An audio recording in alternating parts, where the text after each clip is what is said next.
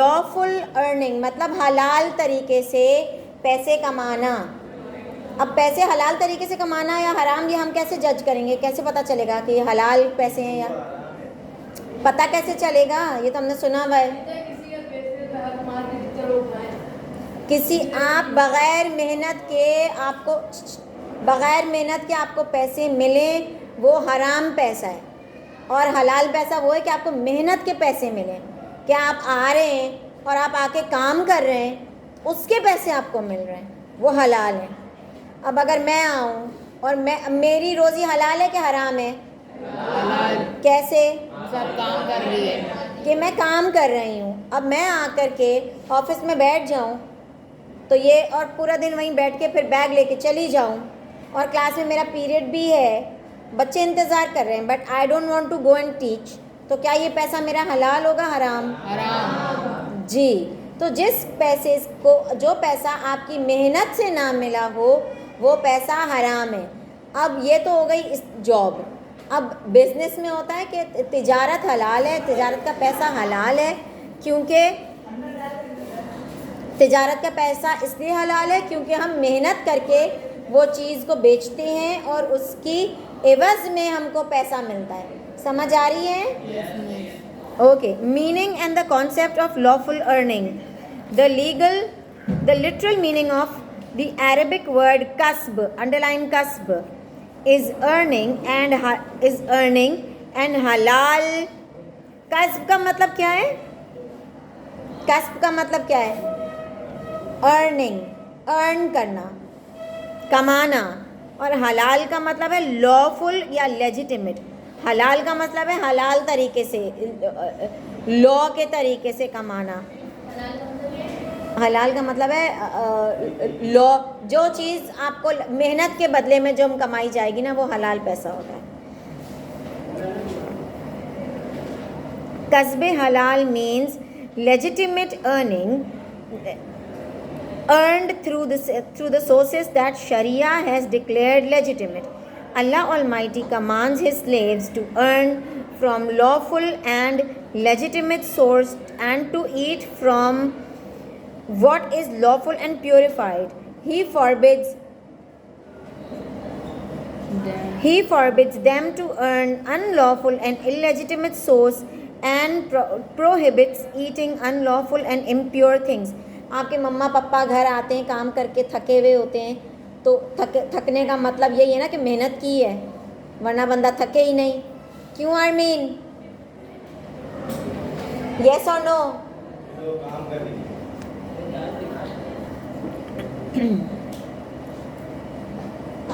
तो अल्लाह ताला ने हमें हराम रोज़ी कमाने से, और वो पैसा जिसमें आपने मेहनत, अब ये तो देखो ना, अब ये है कि जुआ क्या होता है, कार्ड्स लगाते हैं और उसमें हम पैसा लगा लेते हैं, या कैरम बोर्ड भी जुआ बन सकता है, जो खेल में हम पैसा लगाएं। क्रिकेट भी जुआ, बैटिंग क्या होती है? बैटिंग जुआ होती है। अब क्रिकेट में भी आप जुआ लगा सकते हैं, शर्तें लगाना ये भी गलत है। तो जहाँ भी आपकी मेहनत ही नहीं लगी, खिलाड़ी तो खेल रहा है, छक्का मियांदाद ने लगाया और पैसे आपको मिल रहे हैं, तो ये पैसे आपको हलाल तो नहीं है, आपने तो मेहनत कोई भी नहीं की। समझ आई? तो इसका बेसिक फार्मूला यही है कि अगर आपने मेहनत की है, मेहनत का पैसा आप खा सकते हैं, और अगर आपने मेहनत नहीं की तो वो पैसा आप नहीं ले सकते। Got it? Legal sources of income, legal सही ज़राए क्या हैं हमको पैसा मिलने के? The sources that Islam has declared lawful and legitimate are the trade according to Sharia. Trade मतलब क्या है? तिजारत। एग्रीकल्चर मतलब खेती बाड़ी। हैंडीक्राफ्ट मतलब हाथों से बनाना, हाथों से कढ़ाई करना, बीड्स की ब्रेसलेट्स बनाना, ये हैंडीक्राफ्ट्स हो गया। हंटिंग हलाल एनिमल्स, जो कसाई होते हैं वो हलाल जानवर को ज़िबा करते हैं, गाय है, बकरा है, दुम्बा है, बकरी है, ठीक है, उनका भी पैसा हलाल है। जी हाँ, चिकन। एंड एम्प्लॉयमेंट का मतलब है जॉब करना कहीं पे, ठीक है, नौकरी करना। अब what are these two boys busy in? लाइए इधर दे दीजिए मुझे। लाइए Afnan. Okay, illegal sources of income, जो सोर्सेज वो ज़राए जिससे अल्लाह ने मना किया है कि इन ज़रियों से नहीं कर लो कमाओ। Some of the sources in that Islam has declared unlawful और इलेजिटिमेट आर ट्रेड अगेंस्ट शरिया डिसिप्लिन, सेलिंग ड्रग्स को सिगरेट बेचना, शराब बेचना, गलत काम, ऐसी चीज़ बेचना जो दूसरों के लिए भी नुकसानदेह है। अब बिजनेस ऑफ इंटरेस्ट के मतलब उसमें आपका डबल फ़ायदा हो, सूद लेना, वो भी हराम है। कि अगर मैं इनको दूँ 100 रुपये और मैं इनसे कहूँ कि तुम मुझे अगले महीने 100 रुपये नहीं दोगे तो मुझे 110 रुपये दोगे, तो वो 10 रुपये सूद होगा। मतलब मैं तो कम ले रही हूँ, चलो 200 देना, तो ये गलत है। मतलब जितने हाँ लेते हैं, मगर ये है कि तो हमें कोशिश करनी चाहिए ना कि हमें नहीं दें हम। शेयर मार्केट में मेहनत होती है। शेयर मार्केट में मेहनत ये होती है कि आपका ये वो है, आपकी दिमाग की अलर्टनेस है कि आपने शेयर मार्केट में 100 रुपये का एक शेयर ख़रीदा, ठीक है, वो 120 का हुआ, तब तक आप मेहनत कर रहे हैं ना, आप देखते जा रहे हैं कि क्या ऊपर हो रहा है नीचे जा रहा है, ऊपर हो रहा है नीचे जा रहा है, समझ आई। जैसे ही वो ऊपर हुआ आपने ठक करके उसको बेच दिया, या फिर अगर आपने बेचना नहीं है तो आप उसको अपने पास रोक के रखें और आप चेक करते रहें कि भाई ये हो रहा है नहीं हो रहा, ऊपर जा रहा है नहीं जा रहा, ऊपर जा रहा है नहीं जा रहा, ऊपर जा रहा है। जब वो 500 का हो गया, आपको इधर पैसे की ज़रूरत है, आप बेच दें, मतलब आपकी मेहनत तो है ना। ये तो नहीं है कि आपने 100 रुपये का वो शेयर ख़रीदा और आप जाके सो गए, वो खुद ही मल्टीप्लाई होते जा रहे हैं। आपने अगर सो भी गए तो भी आपने अल्टीमेटली तो चेक तो कर रहे हैं ना उसको कि भाई अब कितना बढ़ा, समझ आ रही है। जिसमें काम में भी किसी की भी मेहनत है तो वो पैसा हलाल है, मगर उस पैसे से किसी को तकलीफ़ नहीं होनी चाहिए। जैसे सिगरेट है, सिगरेट वाले जो हैं वो ठेले पे पूरा वक्त गर्मी में खड़े रहते हैं, मगर वो बेच क्या रहे हैं, कैंसर की जड़ बेच रहे हैं कि तुम भी ले लो, चलो एक मुंह में लगा लो, चलो एक, मतलब तो इससे तो जब जो चीज़ किसी और को नुकसान देगी वो पैसा भी आपके लिए हराम है। अगर मैं आपको यहाँ पे गलत बातें बताऊंगी तो ये पैसा, मेहनत तो मैं कर रही हूँ, इतनी मेहनत से मैं आप लोगों को गलत बातें समझा रही हूँ कि बेटा गंदी बातें बोला करो, माँ बाप से मिसबिहेव के, तो फिर ये तो पैसा मेरे लिए हराम हो जाएगा। हलाल पैसा मतलब ये है कि दूसरे को तकलीफ़ नहीं हो, दूसरे को किसी और को, जैसे ड्रग्स है, ड्रग्स जो है वो कितनी मेहनत से बिकता है, कितनी मुश्किल से बिकता है। पहले तो उसको कोई बेचने वाला ही नहीं होता, क्योंकि इसमें तो ख़तरा भी है कि पुलिस पकड़ेगी, एयरपोर्ट पे तलाशियाँ होंगी, मगर है तो गलत ना, हलाल तो नहीं होगा वो पैसा। आ रही है समझ में। चोरी है, चोरी और डाकू है, कितनी मेहनत से जाते हैं, रातों को जाग कर जाते हैं, हाँ या नहीं, मगर दूसरे को नुकसान करने जा रहे हैं। दूसरे को कितना पकड़े तो जाएं, वो तो पकड़े जाएं, अगर नहीं पकड़े जा रहे तो अगले को तो कितना दुख दे दिया। इस्लाम में सबसे पहली चीज़ है किसी को दुख ना दो। ये नहीं लिखा यहाँ पर, कहीं नहीं लिखा कि नॉन मुस्लिम को तकलीफ़ ना दो, कहीं नहीं लिखा कि रॉबरी लिखा है, मगर रॉबरी में ये नहीं लिखा हुआ कि गैर मुस्लिम को रॉबरी कर लो। मुसलमान के घर बस रॉबरी नहीं करना क्योंकि वो आपका भाई है, मगर आप दूसरों के रॉबरी कर लो, दूसरों को तकलीफ़ दे दो, दूसरों को सिगरेट बेच दो। सिगरेट वालों ने लिखा हुआ होता है कि मुसलमान भाई के लिए नहीं है और गैर मुस्लिम के लिए सिगरेट पी लो। नहीं, इस्लाम में सबसे पहली चीज़ है ह्यूमैनिटी, इंसानियत को तकलीफ़ नहीं होनी चाहिए। और जो हम जानवरों को ज़िबा करते हैं उसमें भी सबसे पहले ये शहरक कटती है। शहरक कटने से आपके जो न्यूरॉन्स होते हैं वो आपको मैसेज ऊपर पहुंचा ही नहीं पाते। न्यूरॉन्स सारे यहाँ से मैसेज लेके जाएंगे कि यहाँ चोट लगी, यहाँ से मैसेज लेके जाएंगे और ऊपर जा ही नहीं सकते, बाहर आ जाता सारा खून बाहर आ जाता है, तो उनको तकलीफ़ ही नहीं होती, सिर्फ उनको पता ही नहीं चलता कि हुआ क्या। जैसे अभी मैं उठ के आपको थप्पड़ मार दूं तो पहले तो आपको शॉक हो जाएगा ना कि हुआ क्या, एकदम से क्या हो गया, हाँ या नहीं। बस वो जानवर उसी शॉक में ही होता है और वो ख़त्म हो जाता है, उसको तकलीफ़ बिल्कुल नहीं होती। और जो यूं यूं करके तड़प रहा होता है वो खून की कमी होती है, जो कमी की वजह से तड़प रहा होता है। जब काट देते हैं जब काट देते हैं तो लाते मार रहा होता है, हाथ मार रहा होता है, वो इसलिए मार रहा होता है क्योंकि उसकी सांस नहीं आ रहा क्योंकि उसका खून तेज़ी से निकल रहा है ना बाहर, तो जहाँ से खून कम हो रहा है वहाँ का मसल्स कंट्रैक्ट करता है। यूँ होता है कि हाँ कि खून नहीं है तो वो कैसे चलेगा, यू नो। तो इस्लाम में सबसे पहली बात है ह्यूमैनिटी के इंसानियत को तकलीफ़ ना हो। फिर है हंटिंग ऑफ हराम एनिमल्स। देखो हराम एनिमल कौन है जिसको हम नहीं खा सकते? पिग नहीं खा सकते, और शेर नहीं खा सकते, कैट नहीं सी एनिमल्स सब खा सकते। ऑक्टोपस रैट नहीं खा सकते, माउस नहीं खा सकते। बिला वजह में, हाँ बिला वजह में किसी को नहीं मारना है। मगर अगर देखो कोई डॉग है वो गुजर रहा है और आपको उससे खतरा है कि ये हमको काट लेगा, मगर फिर उसको या तो आप केज कर दें या फिर मार दें। अगर आपको लगता है कि मतलब ये आपने नहीं मारना है, जाके वो KMC की कार्स आती हैं, वो आप उठा के ले जाती हैं, आप उनको फ़ोन कर दें। हाँ तो वो पकड़ के ही तो लेके जाते हैं, फिर उसको बांध देते हैं, फिर उसका इलाज करवाते हैं, आई डोंट नो क्या करवाते हैं। Okay, yes everybody, yes. अच्छा, kidnapping of for ransom, kidnap कर लिया किसी को उठा के, जैसे मैं जो हूँ इनको उठा के ले जाऊँ और ले करके उठा करके बोलूँ कि भाई इनकी अम्मी से बोलो पैसे दें, ये भी हराम पैसा है, हराम कमाई है। Similarly income earned bye deceit, किसी को धोखा दे के पैसे।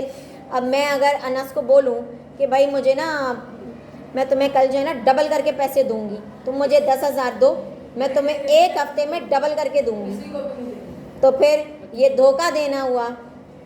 या ये कि सब लोगों से पैसे बिजनेसमैन ले लेते हैं और उनको कहते हैं कि मैं ना तुम्हारे लिए ये प्लॉट जमा हो गया, ये देखो, मैंने रसीद बना दी, और वो हुआ कुछ भी नहीं होता, वो पैसे लेके फरार भाग जाते हैं। भाग जाते। अच्छा जी, एडल्ट्रेशन मतलब गैर महरम एक दूसरे से बातें करें और उसके उनको पैसे मिलें, ये भी गलत है। गैर महरम जैसे मैं किसी और लड़के से बातें शुरू कर दूं, उसके पास बैठ के उनसे गप्पे शप्पे करना शुरू कर दूं, तो ये गुनाह है। इसके बदले में वो मुझे आइसक्रीम और चॉकलेट खिलाए, बहुत गुनाह है ये। मीडिया वाले करते हैं। ठीक है बेटा, उनका काम है ये। अब देखो इसमें पता है इसमें इसका मतलब होता है इन्नमल आमालो बिन्नियात, नियत होती है। अब अगर मुझे किसी को बॉयफ्रेंड बनाने की ही मेरी नियत ही है तो फिर वो आपका हराम में चला जाएगा। अब मैं इनके अहमद के साथ बैठी हुई हूँ, ठीक है, तो इसमें कोई गलत बात नहीं है क्योंकि ये मेरे बेटे जैसा है और मैं इनकी टीचर हूँ, और आप सब जिसके साथ भी मैं बैठती हूँ आप सब मेरे बच्चे हैं, ठीक है, इसमें कोई गलत बात नहीं है। अगर मेरे सर मुझे बुला के बिठाएंगे पढ़ाने के लिए कि बैठिए, आपको समझ नहीं आया, अगर बैठे हैं मैं पढ़ा रहा हूँ ये समझें, तो ये गलत होगा? सही नहीं, ये सही होगा क्योंकि इसमें कोई गलत नियत नहीं है। और वो आकर के अगर कहें कि इधर बैठो मारिया, आओ हाथ पकड़ूं, हाथ पकड़ के रखूं, तो ये गलत होगा? सही? ये बात गलत है कि भाई हाथ पकड़ने की क्या ज़रूरत हो गई, हाँ या नहीं? तो नियत आपकी क्या है? अगर आपकी नियत पढ़ने की है, समझने की है, तो फिर कोई इसमें गुनाह नहीं है। सिर्फ दोस्त भी होते हैं, लड़का लड़की सिर्फ दोस्त भी होते हैं, मगर वैसे होने नहीं चाहिए, उसमें भी एक लिमिट होनी चाहिए। हाँ ठीक है, तो इसमें भी अगर आपको कोई वो आप पे खर्चा या आप उसके ऊपर गैर महरम पे खर्चा कर रही हैं तो ये भी गलत है, हरा हलाल नहीं है वो। और hoarding by taking bribes and cruelty is unlawful, किसी से रिश्वत लेना कि मैं जो हूँ ना आपका ये काम करके दूंगी, मुझे 500 रुपये दें, मैं आपकी फ़ाइल चेक करूँगी, आप मुझे 500 रुपये दें, वो भी गलत है। ट्रांसलेशन, कुरान मजीद में इरशाद फरमाया अल्लाह ताला ने अल जुम्मा नंबर 10 में, इम्पोर्टेंस ऑफ ये इसी का बता रहे हैं। एंड व्हेन प्रेयर एंड्स, और जब नमाज, बेटा सुन लो, नमाज ख़त्म हो, spread out in the land and seek the bounty of Allah, Allah ने कहा है कि जब नमाज ख़त्म हो जाए फ़ौरन अपने कामों पे जाओ, वरना अल्लाह कह देता ना कि यहीं पे बैठो और मैं देता रहूँगा, मेरी दुआ मांगते जाओ, मैं आपको ऊपर से बेचता जाऊँगा। ऐसा तो नहीं है ना। अल्लाह ने कहा भाई काम अपनी नमाज ख़त्म करो और फ़ौरन अपने अपने घर जाओ। कामों को जाओ। काम मतलब जो मेहनत कर रहा है, जैसे मैं हूँ, मैं नमाज़ पढ़ती हूँ, नमाज़ पढ़ के फिर पढ़ने बैठ जाती हूँ, फिर अगली नमाज, फिर पढ़ाई, फिर नमाज, फिर पढ़ाई, फिर नमाज, फिर पढ़ाई। नहीं, दिमाग ख़राब क्यों होगा? देखो, इसीलिए तो अलग अलग सब्जेक्ट्स हैं। जब मेरा दिमाग ख़राब होने लगता है, मैं दूसरा किताब खोल लेती हूँ, दिमाग थोड़ा सा उधर से हट जाता है, रिलैक्स हो जाता है। नमाज पढ़नी चाहिए, एक्सरसाइज। लोग पढ़ के पागल हो जाते हैं। कोई नहीं, वो कोई पढ़ के पागल नहीं हो सकता। कोई उल्टी सीधी बातें सोच के पागल हो जाते हैं। पागल कर सकते हैं, पढ़ हैं? पढ़ के पागल कर सकते हैं। अच्छा जी, नेक्स्ट है turn the page to page number 58. Trying to earn a lawful livelihood is an obligatory duty in addition to the duties which are obligatory. मतलब ज़रूरी, फ़र्ज। ये क्या हो रहा है? क्या हो रहा है ये? अच्छा जी, अल्लाह ताला ने फरमाया है, प्यारे नबी ने फरमाया है कि आप अपनी क्या कहते हैं, जैसे हमारी ड्यूटी है कि हम पढ़ें, इसी तरह अल्लाह की उसकी हमारे पेरेंट्स की ड्यूटी है कि वो हमें खिलाएं और पिलाएं और हमारी तालीम देखें कि हम पढ़ रहे हैं या नहीं। ठीक है, तभी तो आपके पेरेंट्स को बुलाया जाता है। इसी के साथ साथ ये भी ड्यूटी है कि आप हलाल कमाएं। ठीक है, क्योंकि देखो अगर पैसा ही सब चीज़ होती ना तो कफन में क्या होती? जेबें होती। पैसा छोड़ के गए, डाल दो कब्र में, बैंक होती थी। तो जब कब्र में हमको पैसे चाहिए ही नहीं और मरना तो सबको है, तो फिर प्लीज़ इस दुनिया में गलत रास्ता कमाई का कभी भी मत सोचना। एक निवाला भी अगर हराम का आपके पेट में गया है तो 40 दिन की दुआएं कबूल, नमाज कबूल नहीं होती। ठीक है, तो प्यारे नबी ने कहा है कि हलाल करो, हलाल पैसे कमाओ और वो भी ड्यूटियाँ करो, जैसे आपकी जो और ड्यूटीज़ हैं, हमारा इल्म हासिल करना, घर संभालना, माँ बाप की खिदमत करना, गलत बात ना करना, ज़बान को साफ़ रखना, गंदी बातें ना बोलना, नमाज की पाबंदी करना, ये सब हमारे काम हैं। इसी तरह हमारा ये भी काम है कि हम लॉफुल अर्निंग करें। यस, समझ आ रही है जी? हज़रत अब्दुल्ला बिन Abbas narrates that all the prophets earned their livelihood from lawful sources. प्यारे नबी किस तरह पैसे कमाते थे? क्या काम करते थे? बकरियां चराते थे, चरवाहे थे प्यारे नबी। हालांकि प्यारे नबी तो एक इशारा करते जन्नत से चीज़ें आ जाती, मगर उन्होंने भी मेहनत की। हज़रत आदम क्या करते थे? अंडरलाइन करें, हज़रत आदम used to be a farmer, खेती बाड़ी करते थे, किसान थे। हज़रत आदम क्या थे? किसान थे। एंड ग्राइंड फ्लावर, और आटा पीसा करते थे हज़रत आदम। हज़रत इद्रीस क्या थे? He used to sew clothes and right, कपड़े सीते थे। हज़रत इद्रीस क्या करते थे? कपड़े सीते थे। हज़रत नूह क्या करते थे? कारपेंटर थे। तभी तो हज़रत अल्लाह पाक ने उनको कहा था कि कश्ती बनाओ। कारपेंटर थे वो। कारपेंटर वो होता है जो लकड़ी का काम करता है। प्रॉफिट सल्लम यूज्ड टू ट्रेड। हज़रत खतीजा का भी तो बिज़नेस संभालते थे हज़रत प्यारे नबी। सबसे पहले चरवाहा थे, फिर ट्रेडिंग भी की थी। सही है, तो प्यारे नबी क्या थे? ट्रेडर थे। हज़रत सालेह क्या थे? वो भी ट्रेडर थे। प्रॉफिट इब्राहीम क्या थे? नहीं, काबा बनाया था ना हज़रत इब्राहीम ने, तो वो कंस्ट्रक्शन का काम करते थे। जी, बिल्डिंग बनाना, घर बनाना, ये करते थे। हज़रत दाऊद क्या करते थे? हजरत दाऊद क्या करते थे? तलवार बनाते थे और बख्तर बंद बनाते थे। वो नहीं होता ऐसा पहन लेते हैं, आर्मर पहन लेते हैं ना कि तलवार नहीं लगे, पीछे से ना लगे। लोहे का जो कपड़े होते हैं या लोहे का जो सूट होता है जो जंग में पहनते हैं, समझ आ रही है? हजरत मूसा क्या करते थे?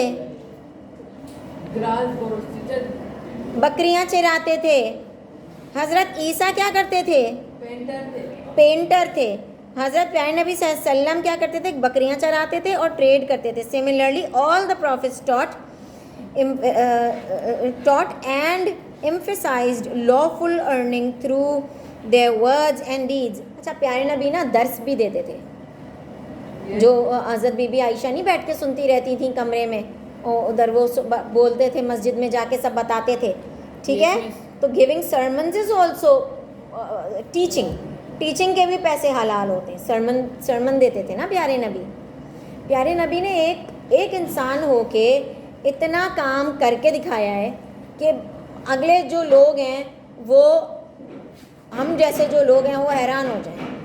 हम तो सिर्फ एक किताब पढ़ने में, सिर्फ पढ़ाई करने में ये सोचते हैं कि हमारा दिमाग ख़राब हो जाएगा। हालांकि अगर करके देखो, मैं करके देखती हूँ, हर रोज़ मेरा यही रूटीन होती है। मैं यहाँ से घर जाती हूँ, घर जाके सिर्फ मैं खाना अपना बनने रखती हूँ और पढ़ने बैठती हूँ, खाई नहीं भी कुछ, कि जब थोड़ी हल्की आंच कर दी बैठ गई, एक चैप्टर ख़त्म किया या एक काम का थोड़ा सा पीस ख़त्म किया, फिर गई चम्मच चलाया कि बना या नहीं, फिर जाकर बैठ गई। बन गया तो उसको प्लेट में निकाल लिया और फिर जाकर बैठ गई कि अभी ठंडा हो, इतना गर्म तो मुंह में नहीं डाल सकते। तो जब मुझ जैसा कर सकता है तो इसका मतलब है कोई भी कर सकता है। समझ आई? तो अब आप ये देखें कि हमारे सारे अंबिया काम करते थे, कोई मुफ्त बैठ के नहीं खाता था। समझ आई है? तो जब कोई उन्होंने मुफ्त बैठ के नहीं खाए तो हम ऐसे खा सकते हैं? बिल्कुल भी नहीं। Wisdom and emphasizes lawful earning. The creator of the universe has created all the resources and sustenance and provisions on the earth. However, he has commanded every person to work hard and acquire these sources. अल्लाह पाक ने कहा है कि मेहनत से कमाओ चीज़ें, मेहनत से रिजल्ट लो, मेहनत से काम करो, ठीक है? अल्लाह पाक ने ये नहीं कहा कि बैठे रहो मैं दे दूंगा, मेहनत। In this way man can lead the prosperous life as an individual. अच्छा, अगर मेहनत से पास किया हुआ बंदा है और जो दूसरे तरीके से पास किया हुआ बंदा है ना, उसके मुंह से पता चल जाता है किसने मेहनत किया या नहीं। आप 4 लोगों में बैठेंगे और आप कहेंगे मैं क्लास 8 का हूँ, आपके मुंह खुलते ही पता चल जाएगा कि आप कौन सी क्लास के हैं। मतलब बातों से पता चल जाता है कि आपने कितना पढ़ा है। अगर मैं बोलूं, जैसे मैं कहीं भी जाती हूँ, वहाँ शोर होता है कहीं भी, तो मैं बच्चों को चुप कराती हूँ, आवाज़ नहीं आएगी, तो everybody comes to know that she is a teacher, क्योंकि मैं बेसाख्ता ही बच्चों को चुप करा रही होती हूँ, चाहे मैं शादी में गई हूँ, चाहे मैं पार्टी पे गई हूँ, कि मुझे आवाज़ ना आए, चुप करके बैठ जाओ। अच्छा, खुद से हो जाता है, मैं जानबूझ कर नहीं करती, हाँ खुद से होता है ये।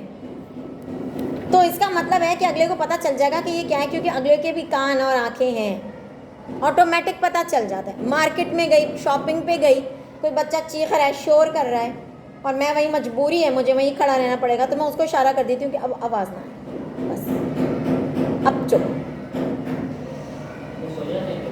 हाँ हाँ हो जाते हैं, चुप हो जाते हैं मार्केट में जी, नहीं बोलते। जब आपको कोई गैर बोल रहा होता है ना, आप उसको जवाब नहीं दे सकते जी। Then collectively he will be able to play an important role in the development and freedom and prosperity of the society। अगर सब लोग इसी तरह बन जाएं कि भाई सब मेहनत और मजदूरी करके काम करें, हलाल पैसे कमाएं, तो वो सोसाइटी कितनी अच्छी होगी, इसमें कोई बुराइयां होंगी? बहुत बेहतरीन सोसाइटी बन जाएगी। कोई उसमें किसी के पास टाइम ही नहीं होगा, क्योंकि मेहनत के पैसे। कभी आपकी अम्मी ने ये बोला है कि बेटा तुम जाके खर्च करो, मेरे पास बहुत पैसे हैं, बस तुम फिक्र नहीं करो? हमेशा आपकी अम्मियों ने, अब्बू ने ये बोला होगा कि ओ भाई मेरे पास पैसे नहीं है। किसके अब्बू बोलते हैं मेरे पास पैसे नहीं है, या अम्मी बोलती है मेरे पास पैसे नहीं है, आराम से ऐश करो? अच्छा, इसका मतलब है कि वाकई बहुत पैसे हैं। क्योंकि मैंने भी अपने बचपन में यही सुना था कि भाई मेरे पास पैसे नहीं है। पेंसिल है तो ये देखो, मैं छोटी सी पेंसिल टूटी हुई इस्तेमाल कर रही हूँ, ये पीछे से इरेजर ख़त्म हो गई है, क्योंकि मुझको आदत ही है कि एक छोटी चीज़ में भी गुजारा करें।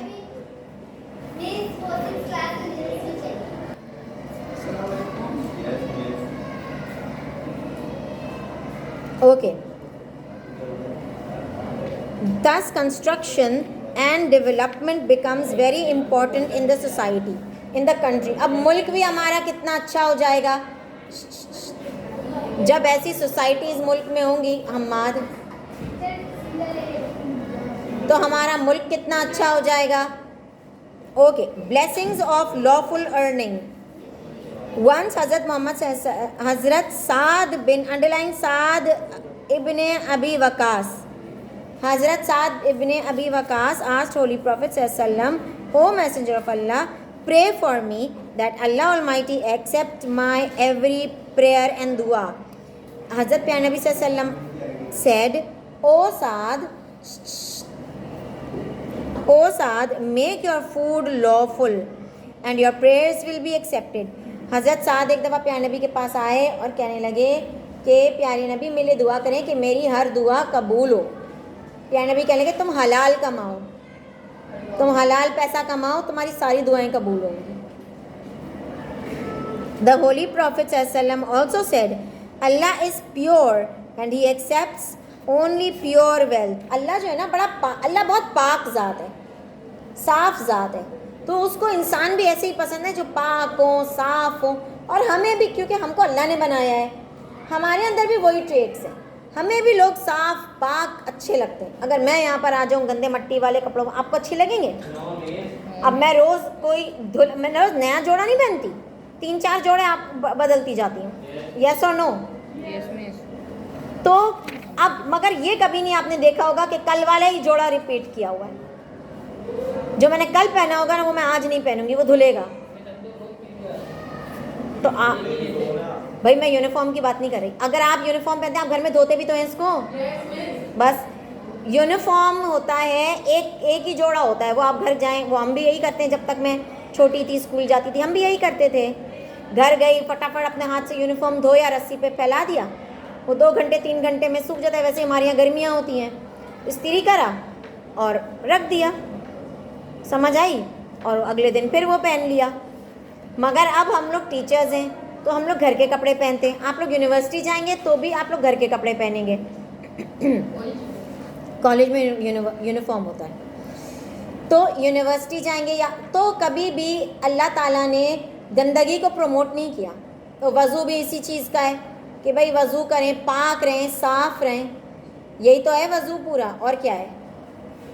ठीक है।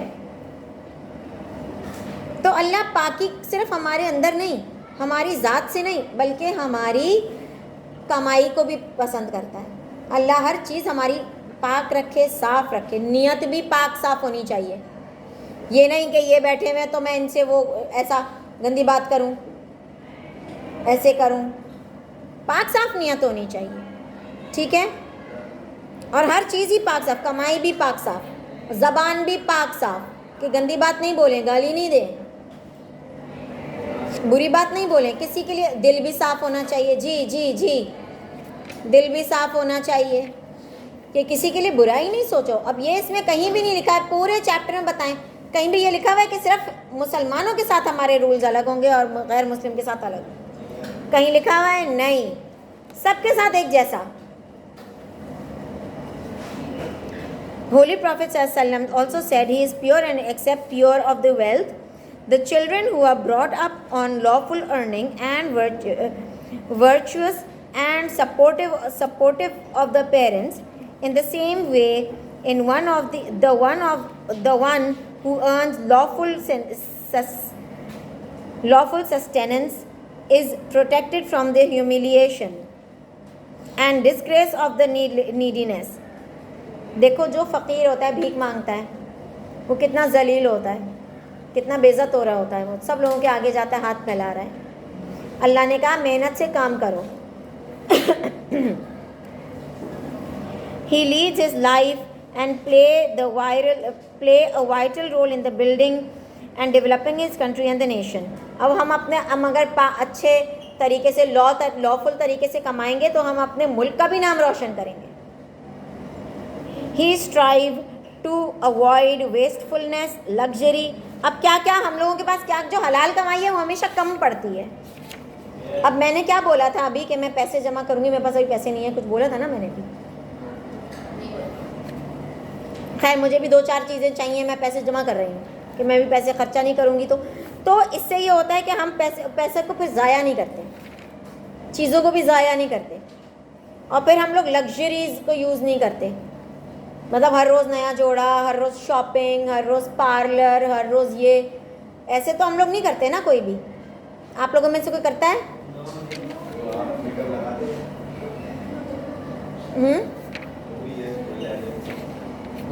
अच्छा, और हम गुनाह भी नहीं कर सकते क्योंकि गुनाह का टाइम ही नहीं है। 5 वक्त नमाज के लिए तो हमको टाइम मिल रहा नहीं, कमाई में लगे हुए, हाँ या नहीं, पढ़ाई में लगे हुए। He strives to spend his earnings on the righteous deed. अब आपके अब्बू इतनी कमाई कर रहे हैं, आपको पैसे ला के देते हैं कि भाई लो जाओ अपनी कॉपी ले लो, फिर थोड़े दिनों बाद पैसे देते हैं जाओ अपने लिए चीज़ ले लेना। हालांकि चीज़ की जिम्मेदारी अब्बू अम्मी की नहीं है, किसी की भी नहीं है, खुद कमाएं, जब बड़े होंगे खुद कमाएं। मगर हमारे पेरेंट्स, अल्लाह ने हम सबको इतने अच्छे पेरेंट्स दिए हैं कि वो अपनी ड्यूटी से ज़्यादा कर रहे हैं, और वो भी हलाल कमाई में। तो हमें अल्लाह का शुक्र अदा करना चाहिए कि हमारे पेरेंट्स हमको हलाल खिला रहे हैं, और हमें अपने पेरेंट्स पर फ़ख्र होना चाहिए और उनसे सीखना चाहिए कि हम गलत काम और गलत कमाइयों में कभी भी नहीं पड़ेंगे। अंडरस्टूड?